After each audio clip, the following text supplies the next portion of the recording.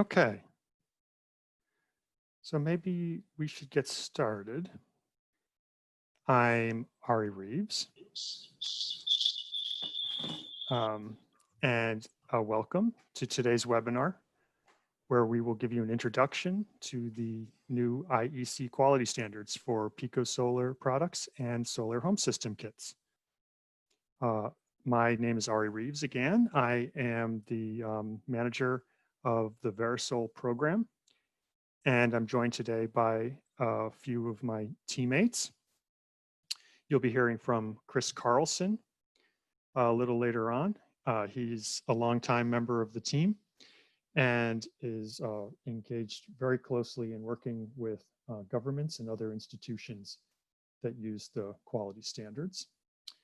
And I'd also like to introduce Naomi Wagura, who's been with us for a couple of years, and actually her last day at CLASP is tomorrow. So we'll be sorry to see Naomi go, but we're happy to have her with us today to present on this topic. And we will also, this webinar will also feature a case study presented by Nana Asamoah Manu from the IFC. So we're looking forward, I'm looking forward very much to what all of the speakers have to say today. Let me close the poll and so that we can look at the results from the polling. We wanted to get a sense for who was on the line today and what their interests in the quality standards are.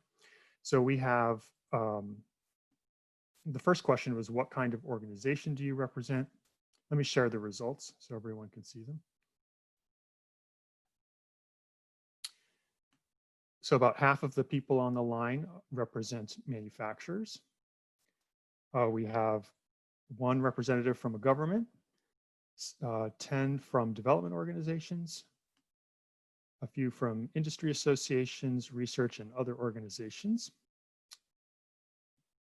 How would you describe your knowledge of the lighting global quality standards? Looks like about 2/3, more than 2/3 of people, about 80%, are somewhat familiar with the quality standards or maybe have only heard of the quality standards. And about 1/5 of people have an in-depth understanding of the quality standards. Okay, good. So I think people will learn a lot today. And how familiar are you with the International Electrotechnical Commission?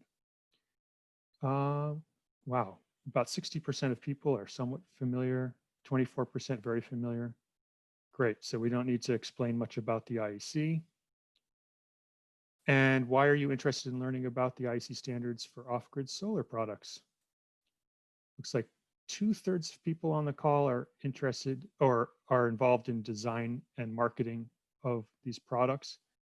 Great, so we have a lot of representation from industry, which means it's real important for us to get into the nitty-gritty of what's actually changing in the standards so that companies with quality products can prepare.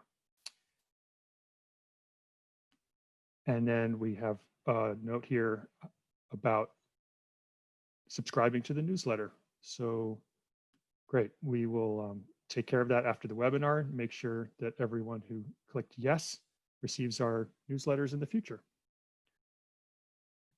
Okay, so I think I'd like to hand it over to Naomi, who's gonna kick things off today. Thanks, Ari. Chris, if you could move to the first slides.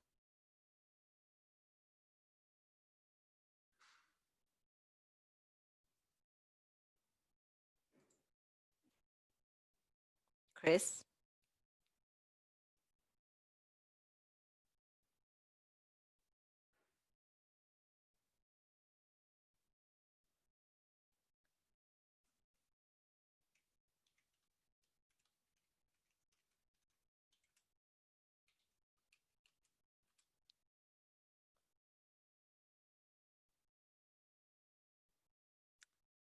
Hello, Chris, can you hear us? Is Chris the one who has control of the Yeah, he has screen? control. Chris, maybe if you can stop sharing so that Ari can share from his end. Then I need the slides. Oh. Let me do it that from my end. I'm not sure what's happened to your sound. Seems to have lost it. Working from home. You want to send me the slides and I'll put them up on my screen? Yeah, sure. Just a second.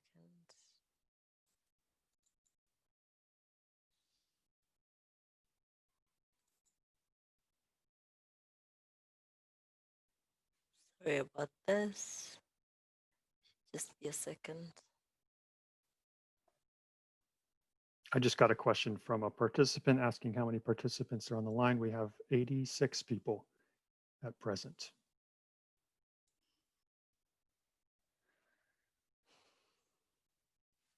Which might be a record for a quality assurance presentation.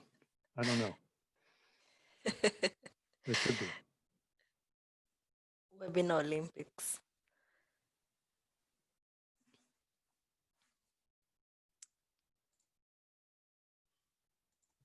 Lauren, do you have access to the slides? Because I'm trying to get them from our online folder. Taking a second. I'm working on it right now. Thanks.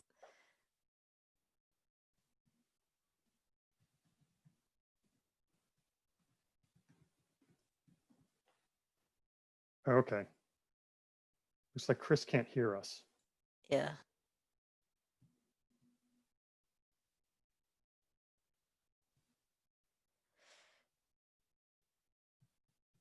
Okay. I'll move ahead and just Ari, if you could type in so that he can see to move to the next slide. Maybe that's so that we can Yeah, I move think ahead. did somebody just send me the slides? Probably not, because I haven't. No, I'm working on relocating them. Okay. Or maybe I can ask Chris to send them to me. He must have them. Yeah. All right. I'll get started Okay. just so that we move along. So the agenda for today's webinar is an introduction to VeraSol. For those who are familiar with the Lighting Global Quality Assurance Program, this is just a rebrand, but we want to give a short introduction just so that we're all on the same page. And we'll also talk about the off-grid solar quality standards, the past, the present, and the future. So the developments over the past, where we are now, and what to expect in the coming months. And Chris is going to take us through new requirements in the IEC quality standards. And then we're going to have a brief Q&A session about the topics that we've just spoken about. And then we're going to move to Nana, who's going to give us a case study of Kenya, of when Kenya adopted the test methods, the off-grid solar test methods, and what happened then. That should be interesting for everybody on the line, with some lessons learned on what we should do during this transition period for governments and also for industry. And then we'll have some recommendations for governments, programs, and industry now that we're transitioning to the IEC standards. So yeah, Chris, if you can hear me, please move to the next slide.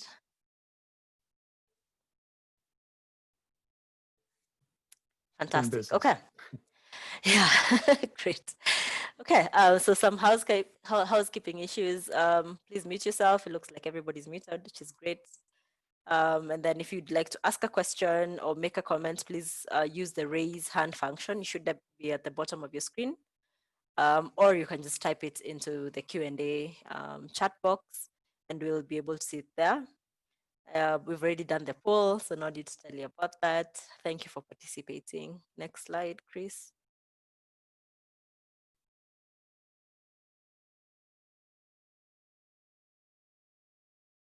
Fantastic. Okay.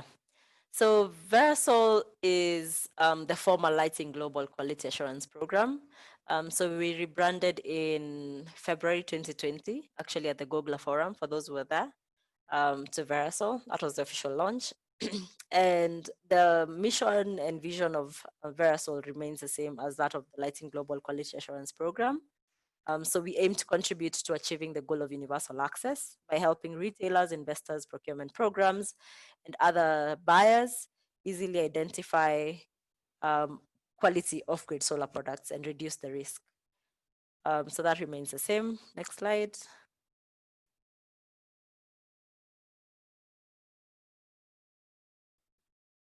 Okay, so these are all our faces. Sometimes it's hard on webinars to know who's speaking. So that's me at the top. Well, I'm the only female on that panel. So that's me at the top. And then my colleague Chris will be speaking. Ari has already, is a moderator. So he's already spoken. And then we'll have Nana from the IFC speaking a little bit later on. Next slide. Okay, so just to take you through what VeraSol, the VeraSol program covers. So we're going to go through what the past was. So the Lighting Global program was run by the IFC, the World Bank Group, the World Bank Group basically.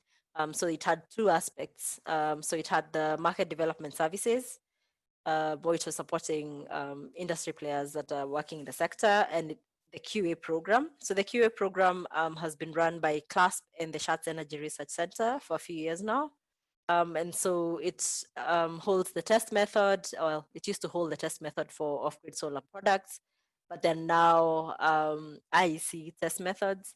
It also operates a lab network, basically of labs that are accredited to test according to the IEC test method.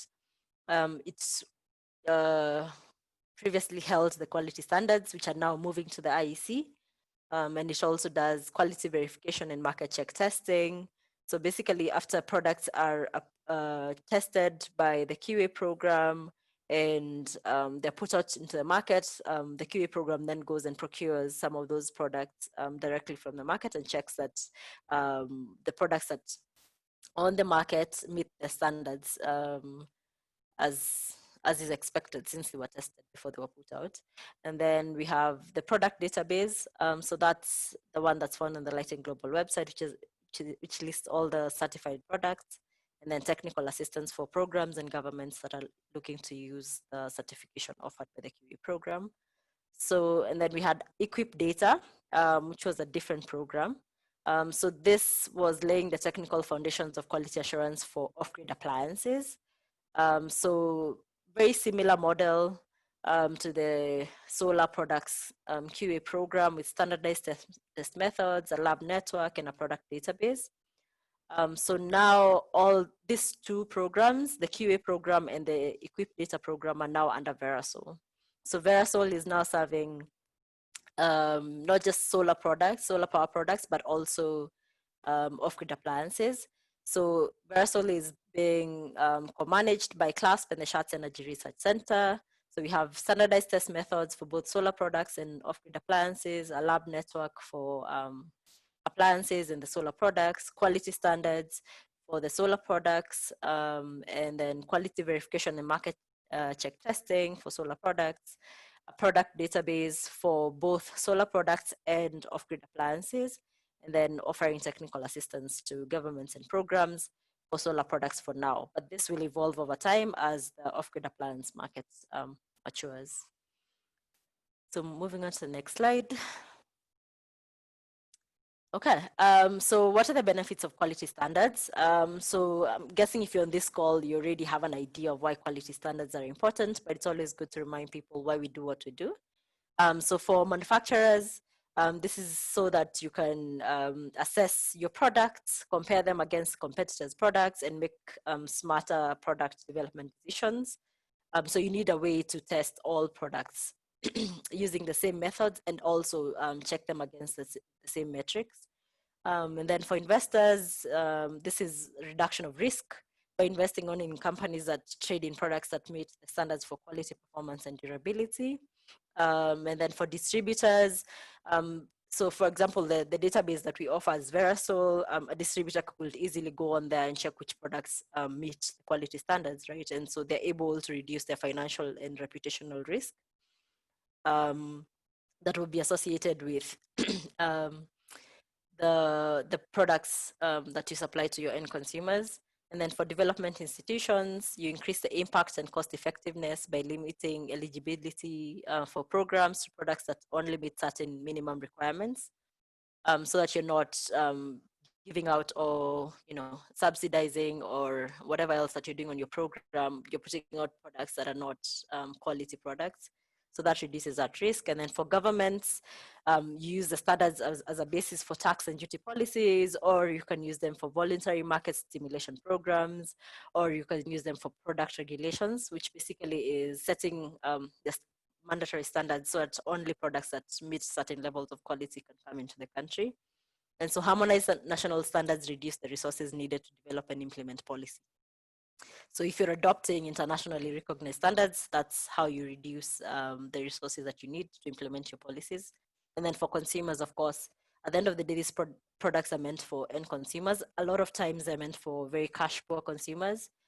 Well, cash poor consumers, not very. So you want to make sure that this cash poor consumers are spending their money on products that are good quality. Next slide. Okay, so when we talk about quality, right, there are two main pillars. There's a test method, how you test the products in a laboratory, and then what criteria you check for. So those are the minimum criteria. So test methods are at the IEC. So they're housed at the IEC. IEC is the International Electrotechnical Commission. I might need to drink some water. So that's where the current test methods are housed. So that's IEC TS 62257-9-5. And in the future, they will continue to be housed at the IEC. And then for quality standards, so these specify the minimum criteria that a quality product must meet. So currently, they're still housed at the Lighting Global quality standards, at the Lighting Global, sorry. But these are now moving to the IEC, which is what this webinar is about. So the standard name will be IECTS 62257-9-8.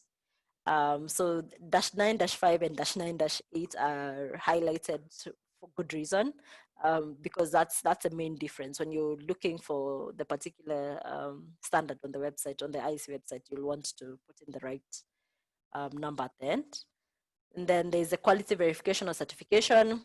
So this gives assurance that a product meets the quality standards, right? So a program or a government could decide what kind of assurance they want that the product actually meets the quality standard. So there's the Lighting Global verification letter, which is what we've provided before. This will evolve into the VeraSol certificate in the future, given the rebrand that we just went through, and there might be a few more changes, but those will be communicated by the VeraSol team. Next slide. Okay, so what do the quality standards cover? This is a question that we get fairly often, especially for people that are not as familiar with the standards as some manufacturers might be.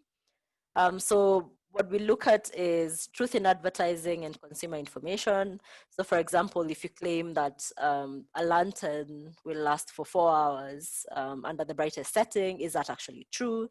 So you're not misleading consumers and you're not misleading the distributors, for example, who want to provide these products to the end users. And then the warranty, so the requirements on warranty, for example, 1 year for the smaller ones, the Pico solar products that are below 10 watts, and 2 years for the solar home system kits. And then you have port requirements, which specify basically, well, the port is where, like, for example, if you have a port that charges mobile phones, it specifies what kind of minimum criteria those ports should meet, and it also specifies things like if it's not meant for charging, it's not a power output basically, then it should be labeled as such, right? And then lumen maintenance, so this is with regards to the light output of the product.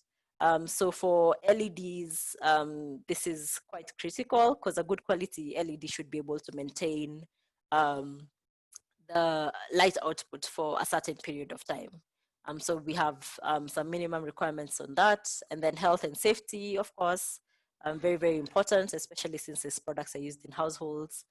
And then we have battery requirements, and Chris will talk about the requirements that are new in the IEC standard with regards to lithium batteries. And then you have quality and durability. So some of these things are the tests are quite interesting and sound simple, but really, really important because these products are transported on very rough terrain most of the time. They're used in household. They're used a lot, right? And so you want to make sure that they're durable, but they're also good quality. So things like soldering, is the soldering in the product high quality soldering? So small things, but big things in the scheme of things. And then there's some requirements on the pay-as-you-go products. Yeah, next slide. So the history of the quality standards. So the first version for Pico products was released in 2010. And then in 2015, there was the first version for the plug and play solar home system kits. And in that period of time, there have been several versions since then. And these were based on stakeholder feedback and testing experience on VeraSol side, and also like, for example, manufacturers sending comments or programs sending comments, and those are then incorporated into the test methods and the quality standards. And then, so in 2020, the Lighting Global Quality Standards for Pico Solar and Solar Home System Kits will be adopted by the IEC. So that's very exciting for us. Next slide.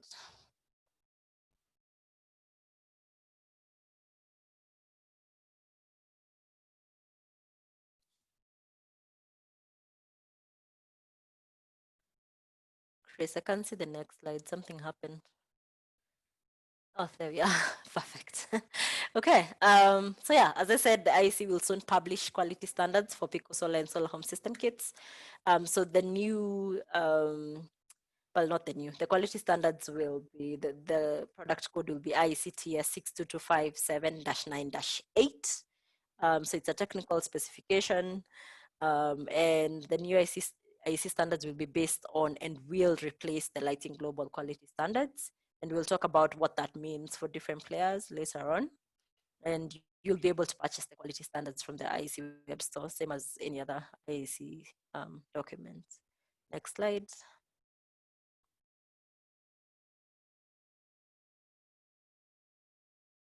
Okay, so why are the standards moving to the IEC? So for those not very familiar with the IEC, it is one of the largest and most respected international standards organization for electrical appliances and equipment. So it's trusted by governments and and manufacturers. So it's a global platform, right? And for development of standards at a global platform, it means there's a lot of stakeholder involvement, especially for solar standards. There's a lot of global stakeholder involvement. And then given the growth and maturity of the sector, it's now time to convert the lighting global quality standards to IEC standards. And so governments will be able to trust the IEC standards, just because it's a brand, not really a brand.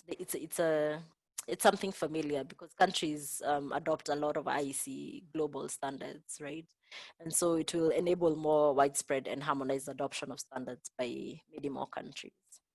Next slide. So to add on to that, also, so with harmonized standards, so if more countries and more programs adopt this new global standard, then suppliers can design, manufacture, and test their products once, and then be able to access multiple markets and multiple programs based on this one certification, right? As opposed to every country having a bespoke, or every program having a bespoke requirement. So this will help companies get innovative products into the market faster and at lower costs, which of course, at the end of the day, why we're doing this is to give more people access to energy. Next slide.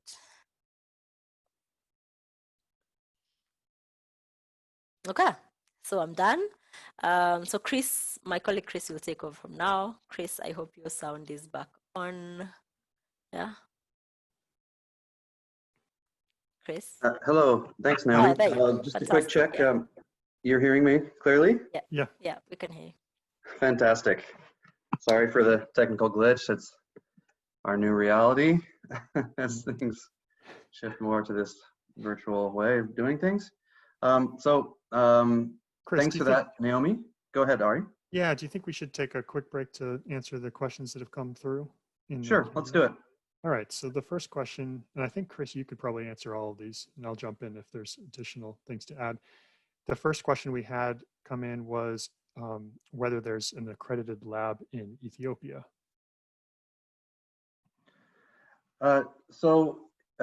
Historically, we have Lighting Global Quality Assurance with support from the IFC has worked with a testing laboratory in Addis in Ethiopia called ECAE, the Ethiopia Conformity Assessment Enterprise.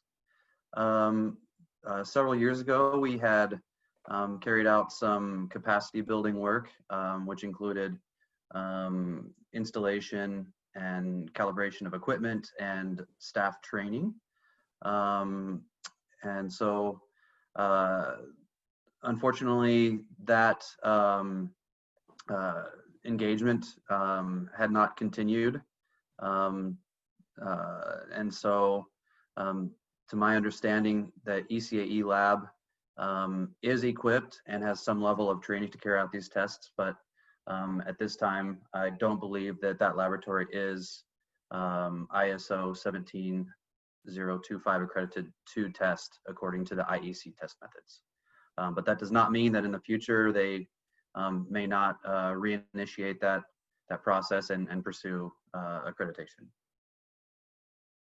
Okay, thanks, Chris. The next question we received is whether the complete system's functionality is tested, as in not just the individual components and how those work, but also how does the entire system work together, and what is the system's hours, life, etc.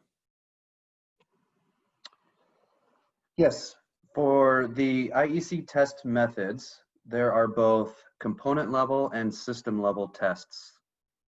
The system level tests measure solar runtime, for example, which is a metric that is shown on the standardized specification sheets.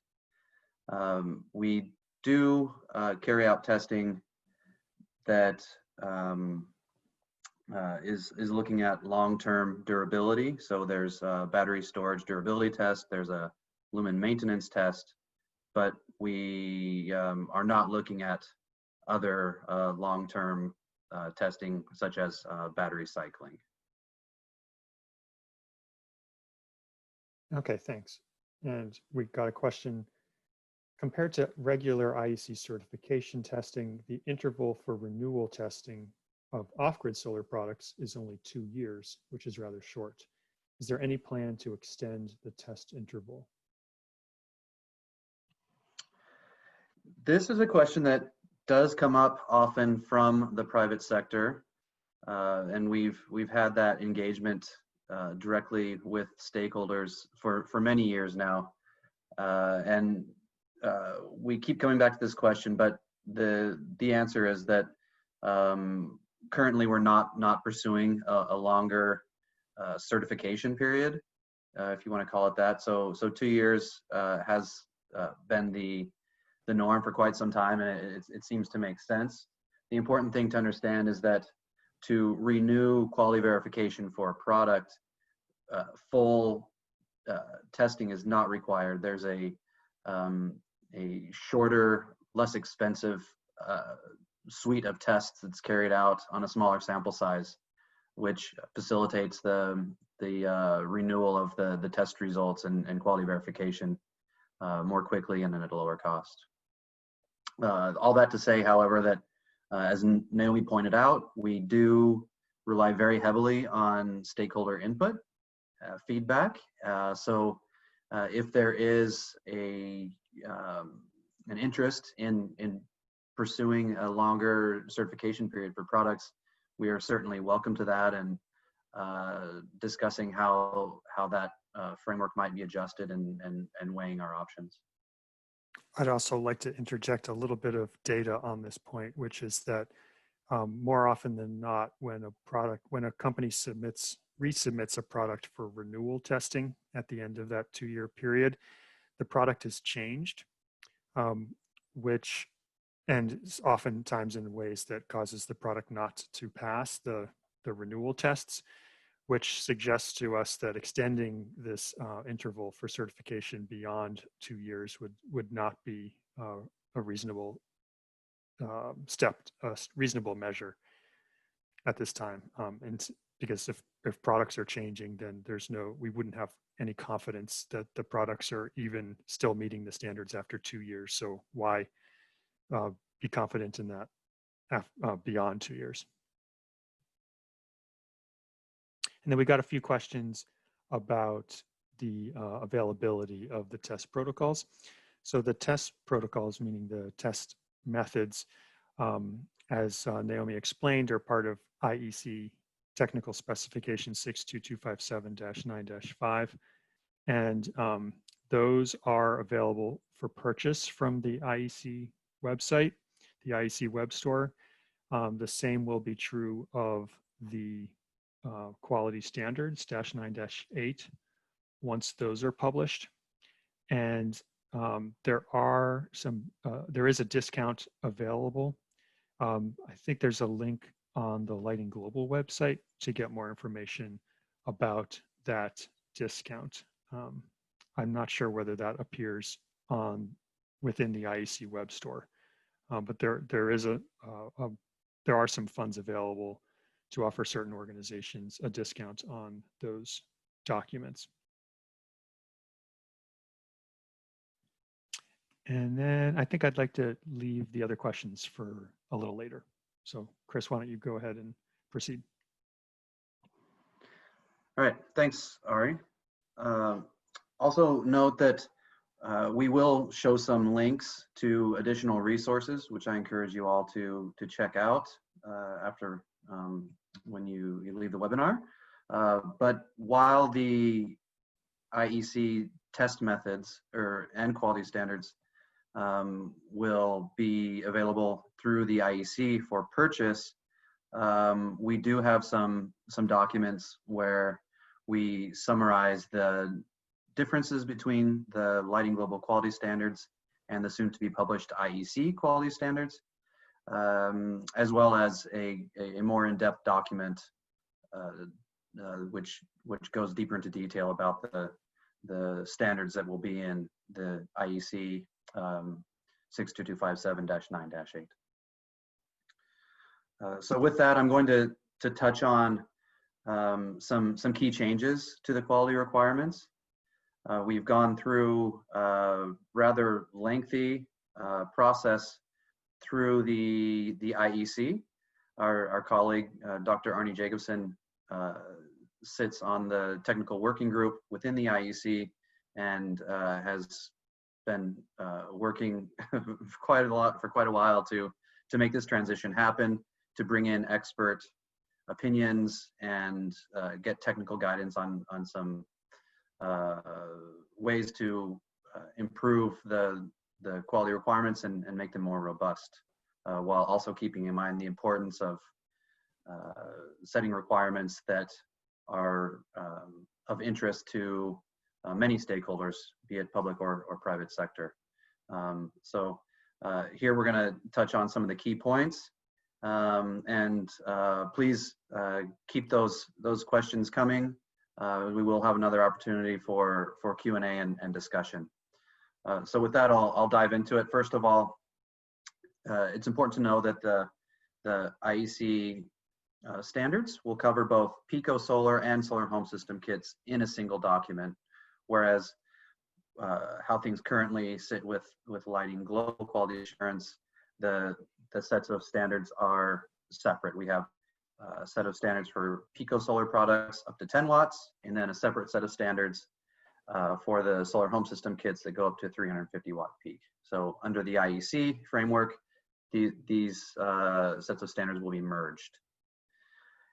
The performance reporting requirements will go under some adjustments. First, there are some requirements for component specifications that need to be shown on PV modules, batteries, lighting, and appliances.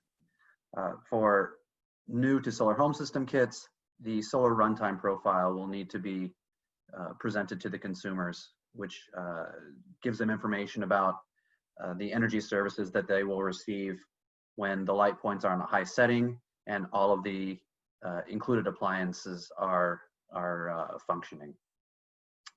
There are consumer information requirements as well that have changed. All products need to show when they were manufactured. This is really important for the consumer to understand if they are looking to purchase a product that may have been sitting in stock, having permanent loss of battery capacity or something like this. You know, of course, we all want to buy equipment that is new and performing at its best. This also supports market surveillance activities, both on a programmatic level and for national standards bodies. When we send people out into the market to procure samples for testing, it's important to know what the born-on date is, so that we're not testing an old version of a product and just find to realize that testing was not useful in actually determining what the currently manufactured product is doing. We also have some ports requirements. So this is primarily a question about ports that are not intended for providing output power. So think of data ports, for example. So there are different requirements for ports that are connecting appliances or have output power, for example, for mobile phone charging, and those that have different intentions. So to avoid having a higher level of testing that's required for output ports, ports that are intended not for charging can be labeled, and the user understands what they're for, and so does the test lab, so that they can be evaluated appropriately. We have a fair number of changes related to health and safety requirements. First, here we have that all wires, cables, and connectors need to be appropriately sized. Previously, this was just set for the larger solar home system kits, and has now been extended to Pico Solar products. PV modules now need to meet additional visual screening and durability tests. So this includes visual screening, wiring inspection, looking at the durability of markings, making sure that when these PV modules are set outside for a long period of time, that the markings continue to be legible, so that they can be replaced or repaired. There's a sharp edge test, a screw connection test, and an impact test. For any sort of modules that are intended to be bent or folded, there's also a test for that. We have, excuse me, we have 2 additional requirements that are for solar home systems only. One requirement for PV modules with peak power greater than 10 watts, which need to undergo a hotspot endurance test. In summary, this is really looking at whether individual cells begin to heat up and basically cause the PV module to either function at a lower level, have a lower power output, or it can even render it completely unfunctional. Then for PV modules between 240 watts and 350 watts, there are additional safety requirements for those ones. Here, this is in my opinion, a very important change to the quality requirements that I think many stakeholders, especially manufacturers, are going to be interested to learn more about and discuss. I suspect we'll have a fair bit of dialogue about the new battery requirements on this webinar. And so first and foremost, we're requiring more documentation about the battery chemistry, so that we can be sure that the labs are assessing the batteries properly, and that we're making sure that they comply with various requirements. The real big change here is that lithium-based battery packs and individual cells need to meet some safety requirements during use, which was not required previously. We did previously require UN 38.3 certification, which was for safety during transportation, particularly for air travel. But through a lot of stakeholder feedback and expert guidance within the IEC and externally as well, there was just a big push and widespread agreement that we needed to boost up our requirements for lithium safety. And so on this one, just to touch on a few important points, as many of you know, I see there are a lot of manufacturers in the crowd. So lithium batteries have huge advantages over, say, sealed lead acid batteries. They've become the most common battery chemistry in a lot of the products that we deal with. However, as we know, they come with safety hazards, which are primarily related to thermal runaway. So over the past couple of years, we've encountered reports of solar home systems catching fire and being really dangerous to the users. Put in a photo here of one of the cases that was brought to our attention. The important thing to understand is that these risks can be mitigated both through the appropriate level of safety testing for batteries and the right product design. So during the Q&A, if folks have additional questions on what the requirements are for the battery safety, both for cell and package level, we can touch on that. A key thing here that I want to raise is that the main testing that can be used for lithium battery testing does include both cell and pack level tests. You're looking anywhere from $2,000 to $7,000, depending on the battery and the lab that you're dealing with. And our understanding is that the general testing time is 1 to 1.5 months to get that done. So there are implications for manufacturers when it comes to your typical product design cycle, the additional costs for certification and things like this. We are sensitive to that. We have had a lot of engagement with many stakeholders on this, but there have to be trade-offs, right? To really protect consumers, there's going to have to be some additional cost and time associated with that, but we've found that that's appropriate. So we now have a period that we can touch on your questions and comments related to the Lighting Global and IEC quality standards. I'll pass it over to Ari to moderate that. Sure. So a number of questions have come in the last 15 minutes or so, and let me see if I can answer some of these. One was, is Lighting Global going to disappear and only VeraSol exist from now on? The answer to that is no. Lighting Global continues to exist as a market development program.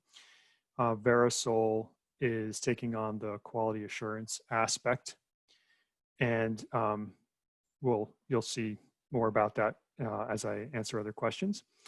Okay, here's a question. If something is Lighting Global approved now, will that automatically get VeraSol certificate, or do they need to reapply? So as a certification program, our plan is to convert all of the products that are currently Lighting Global quality verified over to a VeraSol certified status. So that will happen automatically, and we're going to provide some more information to the companies that have quality verified products very soon, later this month or early next month, about that transition. There's a question about about laboratories that have NABL. Can they get scope of IEC 62257-9-8 and test as Lighting Global? So basically the way this works is any lab can seek or can obtain the equipment and the training that they need to test products 2-9-5. And if they receive accreditation from the appropriate national accreditation body, then they can do those tests for companies. And in order for that laboratory to participate in our certification program and do testing that would result in a Light and Global verification letter, or in the future a VeraSol certificate, that lab additionally has to be approved to participate in our quality verification or certification program. In order to do that, they need to meet additional requirements. They need to sign an agreement with CLASP, and the laboratory needs to participate in round robin testing, which we coordinate. So that's the answer to that question. And I think that answers the following question. Does it mean that future tests can be done at any lab which is accredited for IEC tests? And there's a question about product warranties. Are Pico products required to have a consumer-facing warranty of a minimum of 1 year, and solar home system kits a minimum of 2 years? Is that correct, Chris? That's correct. Okay, so we can confirm that. We have a long question here about products that are, let's see. How will VeraSol's entrance into larger solar home system kits affect their company? They sell products in Honduras, and what is our guidance? So I think that what this is getting at is about basically the scope of the program. So put very simply, the scope of the certification program isn't changing. We're going to continue to certify solar home system kits and Pico Solar products up to 350 watts peak. That's the rating on the solar module. And we encourage companies to design quality products and to bring them to us to get certified. And the only change, in addition to well, there are two changes happening roughly simultaneously. One is that the standards are transitioning from Light and Global Quality Standards into IEC-9-8. The other change is that instead of issuing Light and Global verification letters, in the future we'll be issuing VeraSol certificates, but it is the same rigorous test methods, the same evaluation process, albeit with a different set of requirements, but it's the same rigorous process conducted by the same team and testing being conducted by the same labs. And the cost, will the cost be the same as the current Light and Global certification? There are really two parts to that question. One is testing and the other is certification. Testing costs are up to the test labs. So companies are free to contact and shop around to the labs and find the best pricing for them. And the certification process is handled by the VeraSol team. And our pricing for certification was modified last October. And we plan to revise our pricing again this October. So hopefully that answers the question. The shift from the Light and Global Quality Standards to the IEC quality standards may, as Chris was just explaining, will have some implications with respect to price because there are a few additional tests that need to be conducted. But that's for the companies to figure out with the test labs. And we have a question, is there any difference in the cost and testing period after the change from lighting global standards to IEC standards. Just answered that one.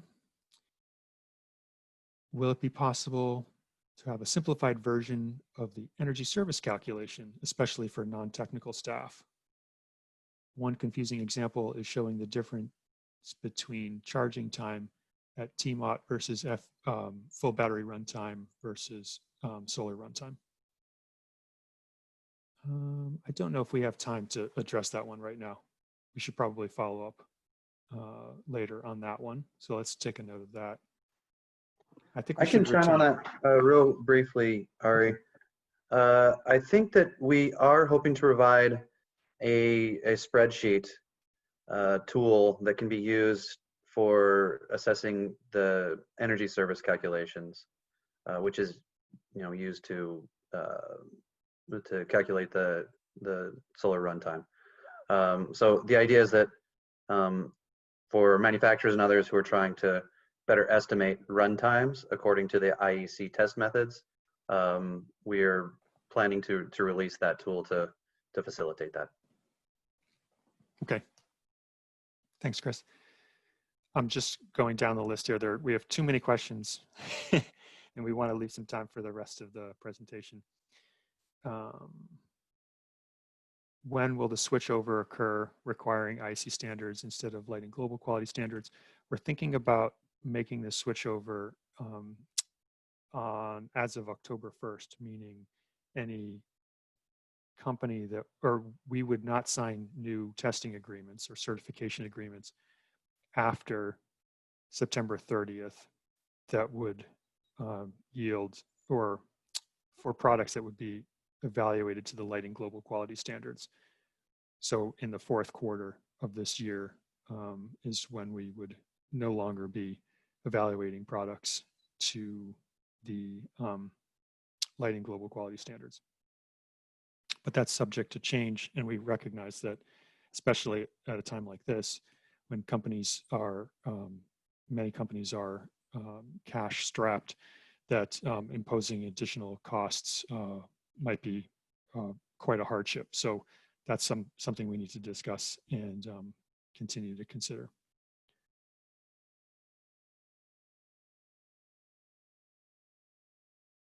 Okay, and I'll also mention that a lot of these questions are addressed in the technical note that we published last month. And as well, we have produced a couple of other documents that I think people will find useful. One is a summary of the new standards -9-8, and another is a standards change log that shows how the standards are changing from the lighting global quality standards, the latest version of the lighting global quality standards, to the IEC quality standards. So I think I'll hand it back over to you, Chris.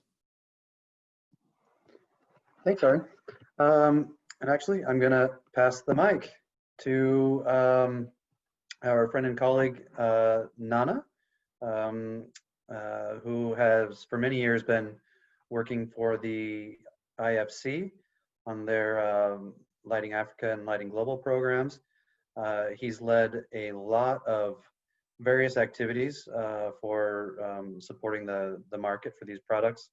And in particular, he's got a lot of experience in Kenya, where they've gone through the process of standards adoption and transitioning to those standards for Pico solar products a few years back. So we've asked Nana to come in and give you some perspective from Kenya and some lessons learned there. So thanks for joining us, Nana, and I'll pass it over to you. Hi, Chris. Can you hear me? Yes. Great. Hello, everyone. Nice to be here. I'd like to talk about the experience of standards adoption and transition in Kenya. So we can start from the next slide, the next one after this. So the process is a critical one. After we've gone through the new standards, the differences, and so on. So we had a similar experience somewhere in 2013 2011, the IEC adopted 62257-9-5. And at that time, there were also the Lighting Global Standard. Well, we worked very closely with the Kenya Bureau of Standards to adopt the standards for Kenya. Now, you can see that the Kenya adopted both the test methods -9-5 and the Lighting Global Standards, and they were together described as KS2542. This was done in earlier, and later we upgraded it in 2017. What is critical to us is that it was a collaborative effort between the Light in Africa program, which I was working for at the time, the Kenya Bureau of Standards, industry stakeholders who were represented in the technical committee, and then Lighting Global, basically VeraSol now, bringing in the technical expertise. So we needed the voice of the stakeholders, we needed the Bureau of Standards, we needed the program engaging all the quality verified suppliers, as well as the technical know-how that supported their ability to adopt it correctly. So collaboration was critical for us in Kenya. Now, it was not a straightforward process. It took about a year of initial consultations, technical committee meeting, public engagements to discuss the standard, the intention to adopt standards. And then it took some time also for clearances and approvals from the KEBS management before it finally became law, or it finally got to gazettement.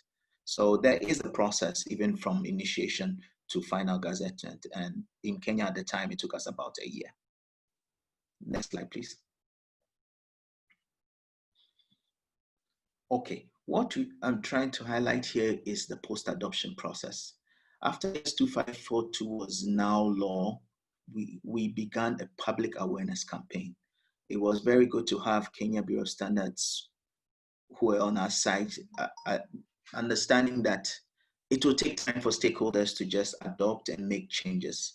I do acknowledge that here we are trying to preempt some of the changes.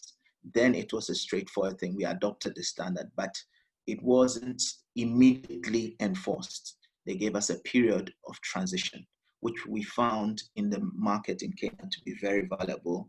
It gave us time to educate the critical stakeholders and the consumers. By then, Kenya had moved into devolution, so we were able to split the country into 3 county centers and bring in all the county energy officers, the energy ministers, talk to importers, energy NGOs, and other critical stakeholders, telling them about the new standard and the changes and how it impacts their business. Most critically, KEBS opted to allow for a year before implementing enforcement procedures.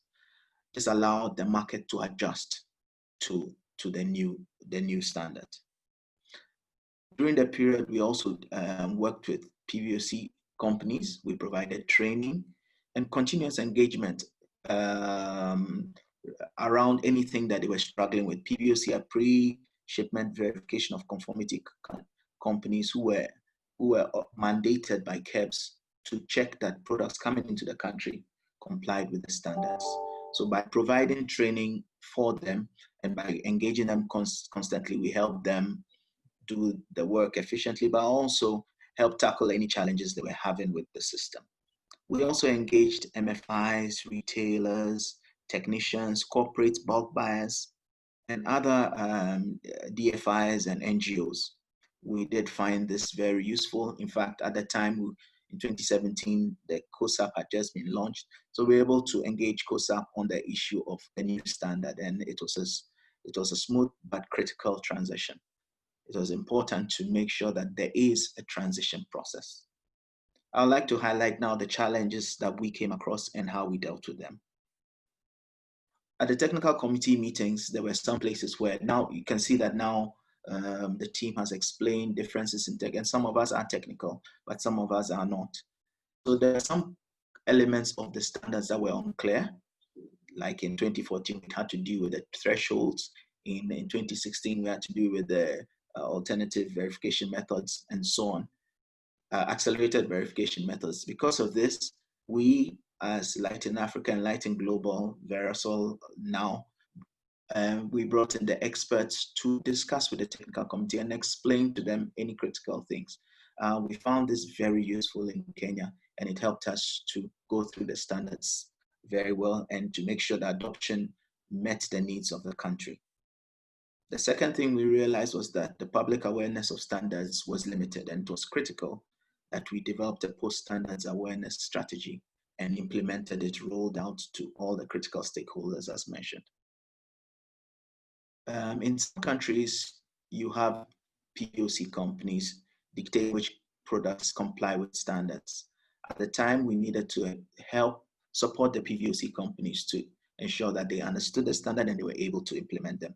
In some countries, it might not be PVOC, it might be customs, it might be conformity organizations, and so on.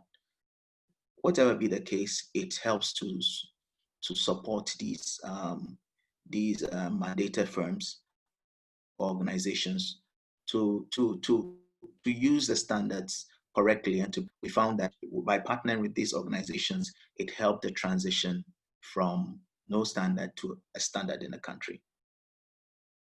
But the next most critical thing was that when the IEC standard was adopted by Kenya in 2015, all the Lighting Global quality verified products, of which around 1 million products had been sold at the time, became ineligible. Why was that?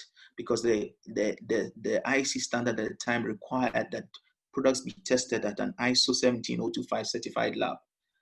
At the time most of those products were tested, there was no such lab.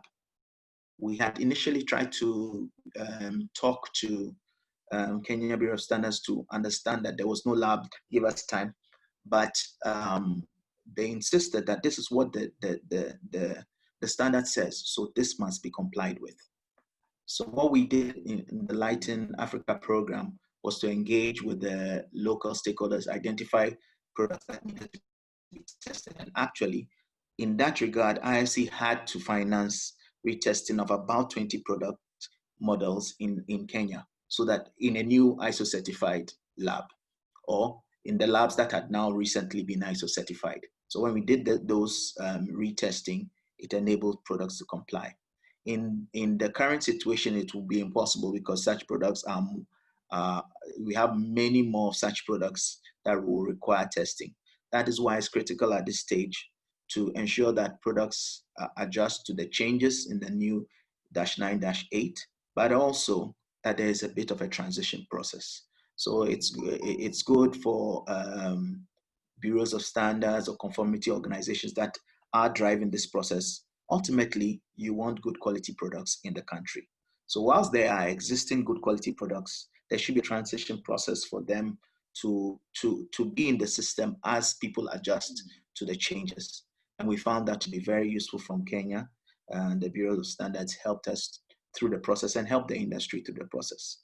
So that way, we found a great impact of the standards in Kenya, moving from initially around 14% of quality assured products to quality assured products were 65% of the market after a couple of years. And that was the positive impact of standards that was helped greatly by a smooth transition process involving all stakeholders involved. So that was the answer in Kenya. Thank you. Thanks for that, Nana. It's always helpful to put things in perspective when we're talking about standards and policy and design changes and things like this. It can get a little bit up in the clouds, but when we have this tangible example of how things were implemented in a key market that many of us are familiar with, it kind of hits home and lets us really understand that this transition is really important. And if all the stakeholders involved aren't coordinated and working to make that smooth transition, that there can be a bumpy road ahead. So that's what we're trying to facilitate here, is to help make that transition and inform all the stakeholders about how we can go about that together, really. So we have a few slides here before we go into a final Q&A and discussion period, talking about the what this means to all these stakeholders. Why do governments care? Energy access programs, market development programs, industry actors. What does it mean to you, and why is it important? So as we've stressed a few times, we're at a point now that there are a lot of quality verified products in the market. We see it as a huge success so far. These products are getting more and more of a market share, a lot more diversity of products, companies, business models, coming from where we were 10 years ago. It's really amazing to see what's happened. So we're at a point now where this is in the standards space. So us nerds who are focusing on the standards and testing, it's really a milestone, a really landmark occasion that we're getting the quality standards and the test methods to the IEC, which is going to be huge for continued market growth if it's managed right. But the important thing, as I've highlighted in the bottom, is that this needs to happen in a way that it doesn't disrupt the flow of good quality products in the market. I'm sure a lot of you manufacturers that are on the call can really appreciate that. So this transition will take time. That's what we're talking about. So as we mentioned before, test results for these products are valid for 2 years. And we're anticipating that some products that are valued to the Lighting Global standards will be produced until late 2022. And so that means that those products will continue to enter the market. But at the same time, we'll have this kind of phasing out where products that are shown to be compliant with the IEC standards will begin to enter markets later this year.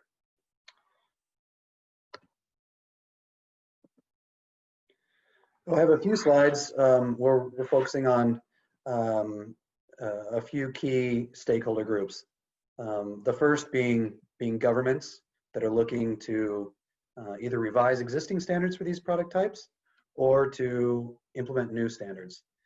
And so those countries, so the example of Kenya, for example, that have existing standards, they'll need to update the test methods. So they'll need to bring their national standards in line with the most recent version of the IEC test methods, which cover both PicoSolar and solar home system kits. And then they'll need to revise their existing national standards to harmonize them with the IEC standards. In many cases, countries just have national standards for PicoSolar. So it'll be a revision of that standard to harmonize with the IEC and extend the scope out to the solar home system kits up to 350 watt peak. Countries with no previous standards, well, there's a little more work ahead for those countries as they'll need to work through the process from square one to adopt standards and test methods and do all of the best practice processes of engaging with all the local stakeholders, sharing a common vision, and really understanding how they're going to use those standards once they have them in place. So some key recommendations here we have for governments. First and foremost is that before going ahead and adopting standards, governments need to consider their market and the socio-political situation. As an example, if there's a very small nascent market for these products, it may not make sense to have standards, or maybe it's a question of voluntary standards rather than mandatory ones. If there are not resources to implement standards, so for example, to do conformity assessment, to do enforcement of standards like market surveillance, if those pieces aren't in place, there's a decent chance that things could backfire, and it could leave an opportunity for substandard products to gain a bigger market share. We're also recommending that governments should institute this transition period. So having a time where that the lighting global quality verified products are also accepted to enter into the market, rather than just from one day to the next blocking the lighting global quality verified products and only allowing products that comply with the IEC standards. So again, the best practice approach here is that once national standards are harmonized with the IEC, testing should be done at ISO accredited laboratories according to the IEC test methods. And we're saying that during this transition period, which is likely through 2022, that both products that meet the IEC quality standards and the lighting global quality standards are allowed to legally enter into the country, so that we're not blocking out good quality products. Finally, we're also recommending that that our quality verification, so our verification letters, are a good way to and reliable way to demonstrate compliance with these standards. So as many of you know, we have our online database. We have documentation that accompanies products, which can be used as a way to show that they do meet the standards. We also have specification sheets, which can show some key information about the products to make informed decisions. Next, I want to touch on programs that are referencing quality standards. So thinking about how voluntary programs such as results-based financing or other type of energy access and market support programs can reference these new standards. So again, the program should require that products be tested at accredited laboratory to the IEC test methods, and as we had mentioned before, they either meet the -9-8 quality requirements or the lighting global quality standards through a couple-year transition period. In terms of quality verification, we recommend that these programs continue to accept lighting global verification letters until those letters expire. And then we're also going through this transition, as was mentioned before, from the branding of lighting global quality assurance to VeraSol. And so these documents will also go through a rebranding. So it's important that in the design of the technical requirements for these programs, that it's made clear that VeraSol certifications will also be accepted as this rebranding transition is underway. Our recommendations here for these programs is that they'll need to explore the possibility of adjusting the quality requirements. So existing programs that require products meet the lighting global quality standards, they should look to see if there's the ability to also allow products that meet the IEC quality standards. New programs should be designed to accept both. We encourage, again, the use of VeraSol lighting global quality verification to demonstrate compliance with the standards. And as I mentioned before, we've got some great resources online, which include our database. And when in doubt, get in touch with us. We're here to serve this community, to help you understand the standards, to help you use the standards. So please reach out. And finally, I know, as I mentioned before, we have a lot of manufacturers in the crowd. So some key considerations that we want to highlight here is that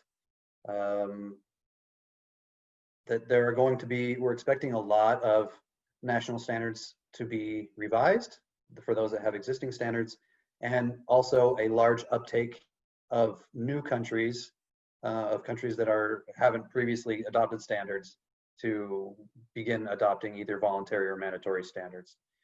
So going forward, we're seeing that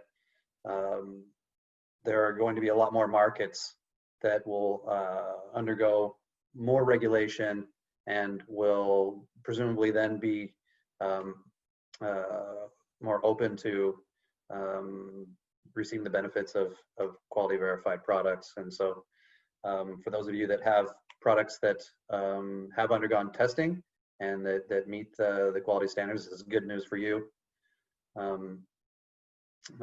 Again, as Naomi mentioned, internationally harmonized standards are very important to support innovation, get you into markets, yield benefits for consumers, which is ultimately our final aim, is to provide good quality, durable, modern energy services to consumers. On the downside for manufacturers, we have to acknowledge that many currently quality verified products will need to undergo some adjustments to comply with the IEC standards. We understand that particularly this question of complying with the new battery safety requirements will disrupt some design processes and might require some companies to find new suppliers, things like this. But we have to look at our final objective and realize that safety of the users is paramount. So really, it's going to could be a rough transition depending on some business models, but looking forward, it's going to be worth it. And so during this transition period, we're all going to need time to make this transition, be it programmatic levels, companies, governments, and so just acknowledging that it's not a day and night change, that it's not one day to the next, that it's this period where we need to allow this transition. We'll all benefit better if we take our time going through that and look ahead to what kind of changes we need to make. So here on a programmatic level at VeraSol, we're also preparing to make those changes. Laboratories as well. So for many of you that are testing your products at the accredited laboratories, the Lighting Global Lab Network, they're all building test capacity now to carry out those tests that are needed to show compliance with the IEC quality standards, and also taking steps to get the accreditation that they need.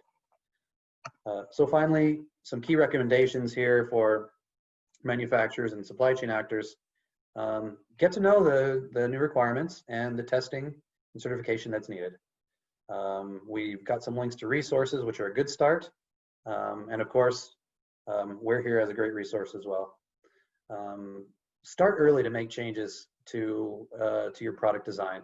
So I think it would be kind of a nightmare if you're like, oh no, our quality verification is about to expire, and that's when you begin exploring how you need to make adjustments to bring the product into compliance. I could imagine that would be really disruptive. So we're encouraging you to be forward-thinking, consider what you might need to do, work with us, and that way you'll have some time to make those changes and figure out how to do it in a smooth way.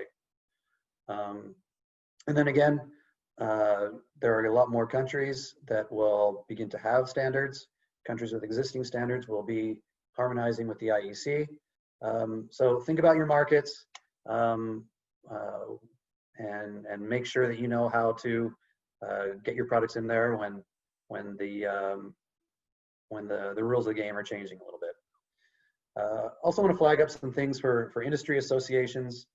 We think it's really important that they play their advocacy role, both for the public sector and and for consumers, to inform them of the standards and especially for government engagement, how to make that transition. And then also for their members, to inform their members of not only the importance of the standards, but how they can access products that are compliant. So with that, we want to flag up some key resources for this. We will be sharing this slide deck with you all afterwards. So really These links are here for when you have that slide deck in front of you. You can click there and get those key resources. They're all available on the Lighting Global and VeraSol website. So we have tons more resources, technical notes, like I said, our product database. So if you haven't taken time to explore all of the resources that we have online, I encourage you to do so. So to wrap things up, excuse me, we've got a handful of calls to action. Spread the word. Get familiar with the change to these IEC standards, how this transition should look to avoid negative disruptions to markets, and then share it among your communities. Please subscribe to receive our newsletters and announcements. We're always coming out with new tech notes, updates on activities we're doing, our engagement with governments and other stakeholders. So that'll help you stay connected with what's happening in this space. As I mentioned, plan ahead. Let's work together to prepare to make these adjustments to products, to programs, to national policies, so that we can have a smooth transition going forward. And finally, get in touch with us. We've got a team of experts that have been working in this space for a long time. We enjoy hearing from you and trying to find a way that is most appropriate for companies, for example, for programs to comply with the standards and use them. So with that, I will pass it over to Ari. It looks like we just have a few minutes to handle some questions that came in. Yeah, and I'm toying with the idea of just wrapping things up here because we have so many questions, and we need to answer these questions, but we have no hopes of doing so right in 3 minutes. So what I'd like to propose is that we provide written answers to all of these questions. Of course, we won't attribute the questions to the people who asked them. We'll just provide the list of questions and answers, and we'll provide that to everyone who registered. We also have a recording online of one of the 2 webinars that we held in March, which were about the launch of VeraSol and the transition from Lighting Global Quality Assurance to VeraSol. And those could be useful also to provide some answers to these questions, some of the questions that came up.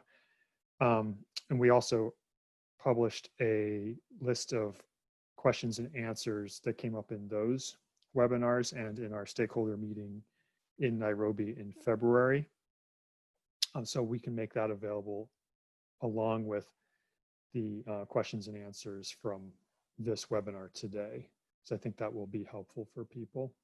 I just wanted to thank our speakers for all of their presentations and for answering questions. Really appreciate that. Thank you, Chris, Naomi, and Nana. And also reiterate Chris's request, or his request that you take a look at the resources that we've made available. Spread the word about the upcoming changes. Subscribe to our newsletter. You can also find us on Twitter and on LinkedIn if you use those platforms and want to receive notifications from us and news about what's new.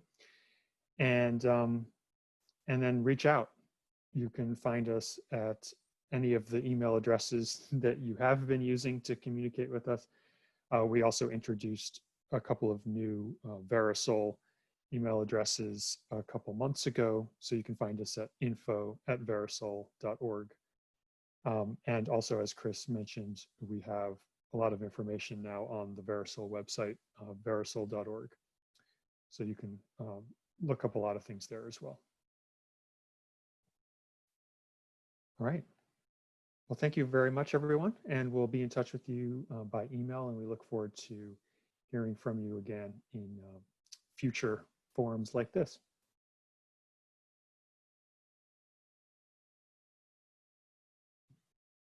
Bye-bye. you.